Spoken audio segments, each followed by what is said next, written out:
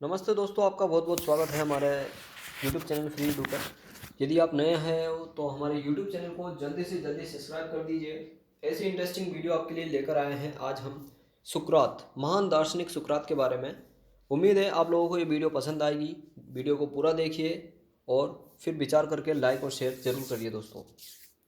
तो स्टार्ट करते हैं दोस्तों। सुकरात एक महान दार्शनिक, एक महान विद्वान, यूनान का सबसे ज्ञानी पुरुष कहा जाता है सुकरात को। यूनान का सबसे विद्वान, सबसे बड़ा दार्शनिक महान सुकरात को माना जाता है। इनका जन्म प्राचीन ग्रीस में हुआ था 470 ईसा पूर्व में। कहा जाता है कि सुकरात ने स्वयं को भी कोई ग्रंथ नहीं लिखा है, कोई किताब नहीं लिखी है। सुकरात के दो प्रमुख शिष्य प्लेटो और जेनोफोन थे। सुकरात के विचारों ने जनता को बहुत अधिक प्रभावित किया, जिससे वहाँ के राजा को अपनी शासन का भय हुआ। उस राजा को लगा कि इस राज्य में यदि सुकरात रहेगा तो मेरा शासन करना ठीक नहीं रहेगा। तो दोस्तों, महान दार्शनिक सुकरात को जहर देकर मार दिया गया।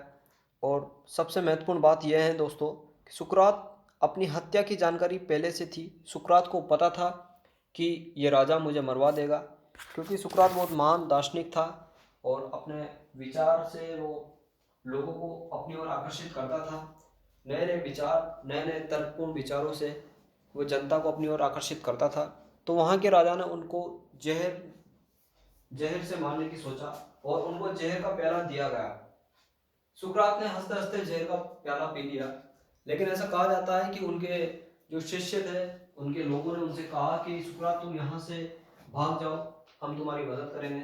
लेकिन सुकरात ने भागने से इनकार कर दिया और कहा कि यदि मैं यहाँ से भाग जाता हूँ तो ये मेरी सबसे बड़ी गलती होगी।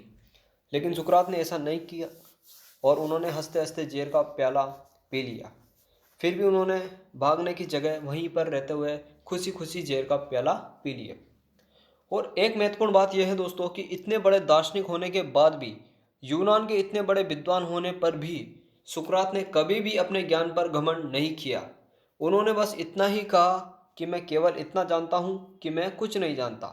तो आप समझ सकते हो, इतने बड़े दार्शनिक, इतने बड़े ज्ञानी पुरुष होने के बावजूद भी सुकरात ने कभी भी घमंड नहीं किया। तो इस स्टोरी से हम एक चीज सीख सकते हैं दोस्तों, कभी भी अपनी चीज पर, अपने ज्ञान पर या अपने पैसे पर कभी भी घमंड नहीं करना चाहिए, क्योंकि घमंड करने से कुछ भी नहीं होता दोस्तों।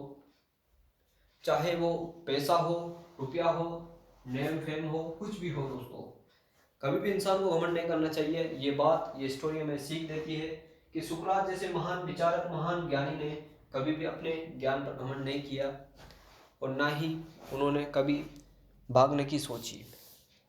तो उम्मीद है आप लोगों को स्टोरी पसंद आई होगी दोस्तों। धन्यवाद। चैनल को ज़रूर से ज़रूर सब्सक्राइब कीजिए दोस्तों। धन्यवाद।